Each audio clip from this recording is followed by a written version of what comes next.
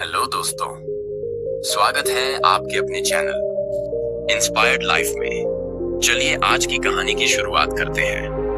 दोस्तों, आज की कहानी आपको सोचने पर मजबूर कर देगी। अक्सर हम कई मौकों पर कुत्तों का नाम लेकर मिसाल दिया करते हैं। किसी को गाली देते हैं तो कुत्ते का नाम जुबान पर आता है।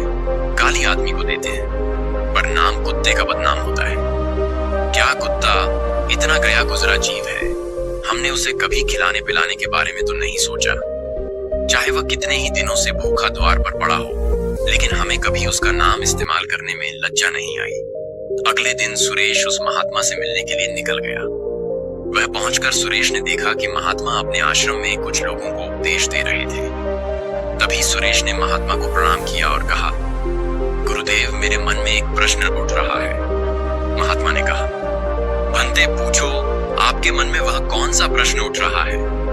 तब सुरेश ने कहा, गुरुदेव, मैं यह जानना चाहता हूं कि कुत्ते को एक टुकड़ा रोटी खिलाने से मनुष्य को कौन सा फल मिलता है। तभी महात्मा ने बताया, अगर मनुष्य कुत्ते को रोटी खिलाने के 8 फायदे जान जाए तो कभी दुखी नहीं होगा। भंते, कुत्ते को एक टुकड़ा रोटी खिलाने से मनुष्य को 8 फायदे होते हैं, तथा जो भी मनुष्य इन फायदों के बारे में जान जाता है उसका जीवन धन्य हो जाता है और उसको जीवन में कभी दुखों का सामना नहीं करना पड़ता है। जो भी मनुष्य पृथ्वी लोक पर कुत्ते को एक टुकड़ा रोटी खिलाता है उसे 8 फायदे होते हैं और वह जीवन भर सुखी रहता है और उसे मृत्यु के बाद मोक्ष की प्राप्ति होती है। महात्मा ने कहा, अंते तुम्हें एक कहानी सुनाता हूं, ध्यान से सुनना, फिर तुम्हें सब पता चल जाएगा। एक समय की बात, एक काले रंग का कुत्ता था। वह बहुत ही लाचार था और भूखा प्यासा था। वह गांव में सभी के घर घर जाता था, परंतु उसे कोई भी व्यक्ति रोटी का एक टुकड़ा भी नहीं देता था। वह भूख के मारे इधर उधर घूमता रहता। एक दिन वह गांव के बाहर नदी के किनारे एक ऋषि के आश्रम पर पहुंच गया और ऋषि से कहने लगा, हे मुनिवर, मुझे लगता है आप बहुत ही विद्वान तथा ज्ञानी हैं, इसीलिए मैं भूखा प्यासा आपके पास आया हूं। कृपा करके आप मुझे एक टुकड़ा रोटी का दे दीजिए, जिसे मैं खाकर अपनी भूख को शांत कर लूं। तभी वह ऋषि कहते हैं, हे स्वान, क्या तुम्हें गांव में एक टुकड़ा रोटी का किसी ने नहीं दिया जिसे तुम खाकर अपनी भूख मिटा सको? वह कुत्ता ऋषि से कहता है, हे मुनिवर, मैं आपको क्या बताऊं, आप मेरी बातों पर विश्वास नहीं आप करोगे। तभी वह ऋषि संकोच होकर कहते हैं, स्वान, तो बताओ, तुम्हारी बातों पर मैं विश्वास अवश्य करूंगा, मुझे तुम बहुत ही लाचार दिखाई पड़ते हो। तभी वह कुत्ता कहता है, ठीक है मुनिवर, मैं आपको अपनी समस्याएं बताता हूं। कुत्ता ऋषि से कहता है, हे दुनिया के लोगों, हम पर रहम करो। हमारा कोई घर नहीं होता है, कोई आसरा नहीं होता है, कमाकर खाना हमें नहीं आता है, हमें वस्त्र भी पहनने का ज्ञान नहीं है, इसलिए सर्दी गर्मी और बरसात में हम ऐसे ही घूमते रहते हैं। हमें पढ़ना लिखना भी नहीं आता। मुनिवर, आपकी तरह हमें अनुशासन नहीं आता, हमें आपकी तरह बोलना नहीं आता। यह पाओ, यह हमारा दुर्भाग्य ही समझिए, परंतु हमें आपकी तरह भूख भी लगती है। चोट लगने पर हमें आपकी तरह पीड़ा भी होती है, हमें आपकी तरह रोना भी आता है। बस इन्हीं 3 कामों में हम आपकी बराबरी करते हैं, इसलिए हम पर दया दिखाइए, हमें और कष्ट मत दीजिए। ईश्वर ने तो हमें वैसे भी कष्ट देकर ही भेजा है, ऊपर से आप लोग हमें परेशान करते हैं। हम आपकी तरह मनुष्य नहीं है, हम पराधीन जीव हैं। जब हमारा जन्म हुआ उस समय हमारे आंख कान बंद थे। कह नहीं सकते कि उस समय आपके जन्म पर जैसे नाच गाना होता है, बाजे बजते हैं, खुशी मनाई जाती है। हमारे जन्म पर भी यह सब हुआ होगा। हमारे जन्म पर किसने खुशी मनाई होगी? हम जिस बिछौना पर थे वह रुई का नरम तो था, सर्दी बिल्कुल नहीं लगती थी। मैं मन में सोच रहा था कि किसी बड़े घर में पैदा हुआ हूं। लेकिन जब हमारी आंख खुली तो मैंने देखा कि हमारी माँ, जिसे आप लोग कुतिया बोलते हो, वह अपने 5 बच्चों को छाती से चिपकाकर एक राह के ढेर में पड़ी थी। हम 5 भाई थे, बाकी 4 भाई तो लाल और भूरे रंग के थे। मैं अकेला ही काले रंग का था। सबसे छोटा मैं ही था, इसलिए कमजोर था मेरी माँ। हम लोगों के पास कम ही आती थी, क्योंकि उसे भी अपने भोजन की व्यवस्था करनी पड़ती थी। यदि वह ना खाती तो हमें दूध कहां से पिलाती। उस एक माँ पर हम 5 भाई निर्भर थे। वह बेचारी अपने भोजन के लिए इधर उधर दौड़ती रहती थी। कभी भोजन मिल भी जाता था, कभी नहीं भी मिलता था, लेकिन वह हमेशा हम 5 का बड़ा ख्याल रखती थी। आखिर वह हमारी माँ थी। वह रात भर जाग कर गांव की रखवाली करती थी। किसी की मजाल नहीं थी कि कोई अनजाना आदमी बुरी नीयत से गांव की तरफ भी झांक जाए। दूसरे गांव के कुत्ते भी हमारी माँ के डर से गांव में नहीं आते थे। गांव के किसी किसान के खेत में कोई जानवर खड़ी फसल खाने आते तो हमारी माँ उसे दौड़ाकर भगा देती। गांव वालों के लिए इतना सब करने के बाद भी कोई मनुष्य तो हमारी माँ को भोजन तक नहीं देता था। भोजन के लिए हमारी माँ को मजबूर होकर छीना झपट्टी करनी पड़ती थी। कई बार तो लोग उसे लाठी डंडों से पीट कर भगा देते थे। बेचारी उस दिन भूखी प्यासी रहकर पेट की आग से जलती रहती थी। वह कहता है, हे मुनिवर, आखिर भूख तो हमें आपकी ही तरह लगती है। ऊपर से उसे अपने 5 बच्चों की चिंता भी लगी रहती थी। आखिर माँ जो थी भूख उसे चैन से बैठने नहीं देती थी और गांव वालों का भी उसे देखकर हृदय नहीं पसीजता था।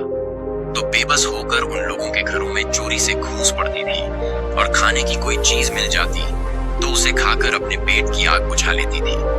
कई बार तो लोग उसे खाने की वस्तु ले जाते हुए देखते तो लाठी डंडे लेकर उसके पीछे पड़ जाते। कुछ निर्दय लोग तो कई बार उसे घर के अंदर बंद करके पीटते, हमारी माँ का बुरा हाल कर देते थे। फिर वह कुत्ता श्रष्य से कहता है, हे मुनिवर, हमारी माँ ने क्या बिगाड़ा था? उसने सिर्फ अपने पेट के लिए भोजन ही तो चुराया था। चोरी करने का हमें कोई शौक नहीं है, पर पापी पेट हमें यह सब करने के लिए मजबूर कर देता है। एक दिन की बात है, बड़ी जोरदार बरसात हो रही थी। ओले पड़ रहे थे, ठंडी हवा चल रही थी। उस ठंड में ठिठुर कर हमारे 3 भाई मर गए। उस दिन हमारी माँ बहुत रोई थी, लेकिन मनुष्य हमारी पीड़ा को नहीं समझा क्योंकि उसके बच्चे थोड़े ही मरे थे। फिर वह कुत्ता कहता है, हे मुनिवर, अब हम सिर्फ 2 भाई रह गए थे। हमारी माँ हम दोनों की अच्छे से देखभाल करने लगी।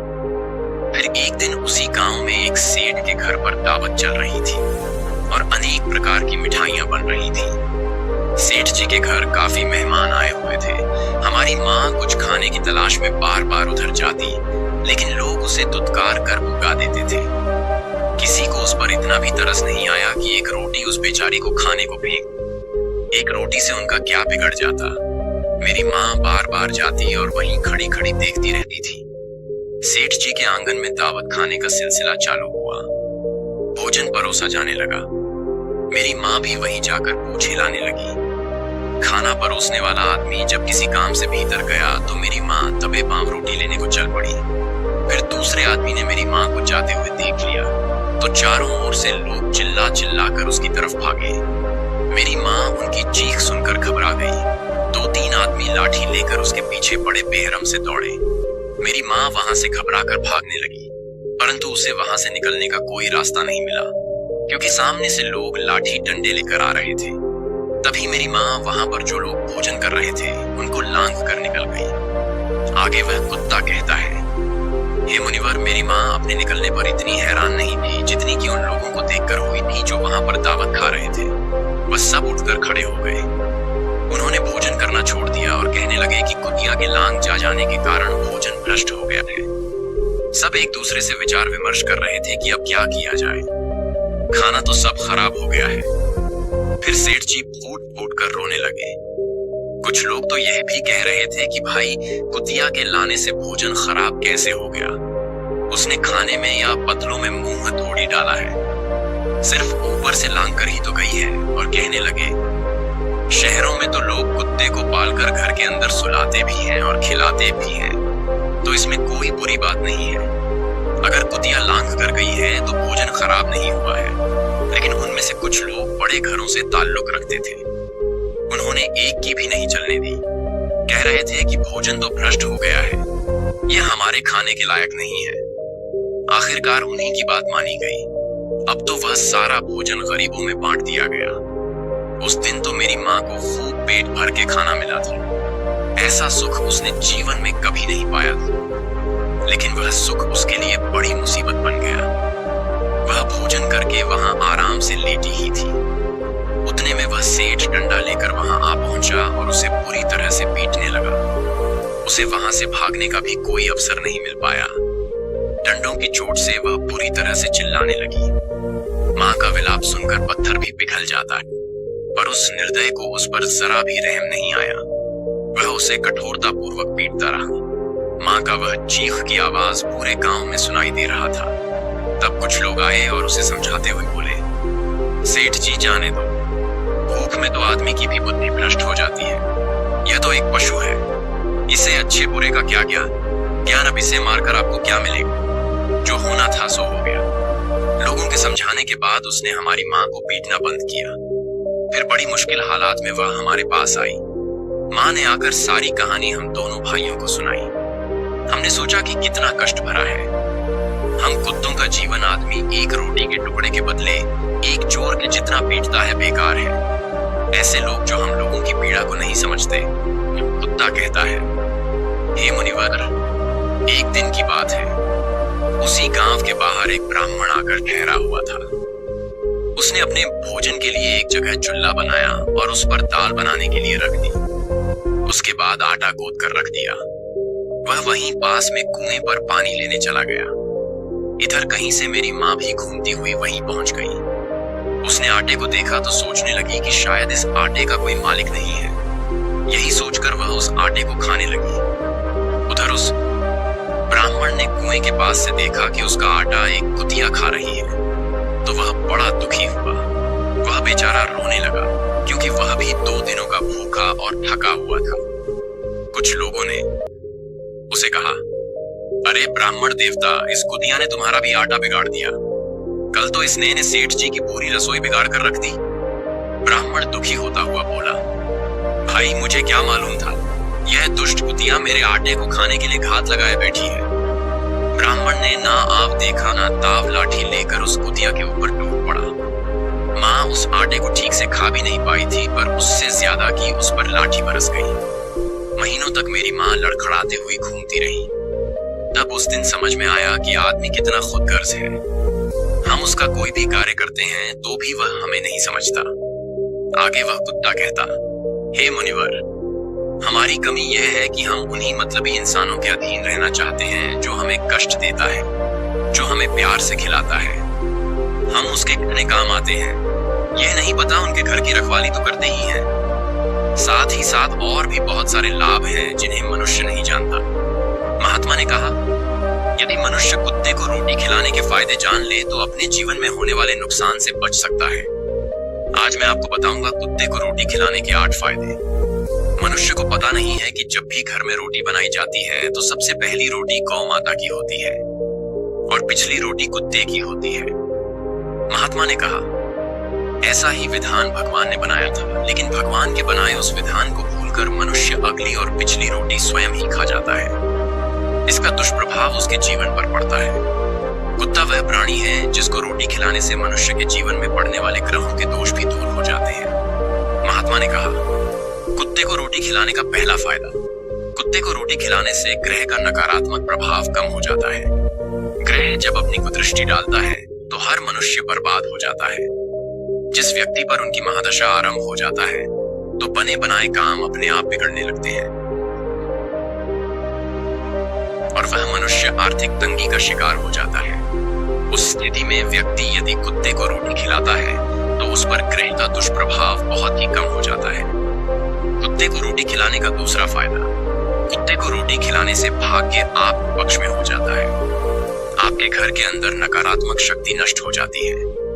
कुत्ते को रोटी खिलाने का तीसरा फायदा, कुत्ते को रोटी खिलाने से माता लक्ष्मी प्रसन्न हो जाती है और आपके घर में धन दौलत की कभी कमी नहीं रहती है। कुत्ते को रोटी खिलाने का चौथा फायदा, कुत्ते को रोटी खिलाने से आपके ऊपर कर्ज नहीं चढ़ता और जो पहले से आप कर्जदार हैं उससे भी मुक्ति मिल जाती है। कुत्ते को रोटी खिलाने का पांचवा फायदा, कुत्ते को सुबह शाम भोजन देने से आपका व्यापार बहुत अच्छे से चलता है। कुत्ते को रोटी खिलाने का छठा फायदा, कुत्ते को रोटी देने से आपकी आयु में वृद्धि होती है और अटका हुआ धन वापस मिल जाता है। कुत्ते को रोटी खिलाने का सातवां फायदा, कुत्ते को रोटी देने से हमेशा आपका स्वास्थ्य अच्छा बना रहता है और और मानसिक रूप से आप मजबूत रहते हैं। आपका मन हमेशा ऊर्जावान रहता है। अच्छे विचार आपके मन के अंदर आते हैं। कुत्ते को रोटी खिलाने का 8वां फायदा। कुत्ते को रोटी खिलाने से भगवान प्रसन्न रहते हैं, क्योंकि भगवान को समस्त जीवों की चिंता रहती है, और जो समस्त जीवों पर दया खाता है, भगवान भी उस मनुष्य से हमेशा प्रसन्न रहते हैं। भगवान की कृपा सदैव उस परिवार पर बनी रहती है। आपने अपने बड़े बुजुर्गों से सुना होगा, कहते हैं कि जब कुत्ता रोता है तो अपशगुन होता है, कोई संकट आता है, किसी की मृत्यु होती है, इसलिए कुत्ते को कभी रुलाना नहीं चाहिए। इस प्रकार से महात्मा ने सुरेश को कुत्ते को रोटी खिलाने के 8 फायदे बताए, और जो भी मनुष्य कुत्ते को रोटी खिलाता है तो उसे इन 8 फायदों का फल प्राप्त होता। तो दोस्तों, कैसी लगी आपको यह कहानी, आप हमें कमेंट सेक्शन में जरूर बताएं, और अच्छी लगी हो तो इस वीडियो को लाइक और चैनल को सब्सक्राइब जरूर कर लेना। तो चलिए मिलते हैं ऐसी ही कोई नई कहानी में, तब तक के लिए अपना ख्याल रखें। धन्यवाद और नमो बुद्धाय।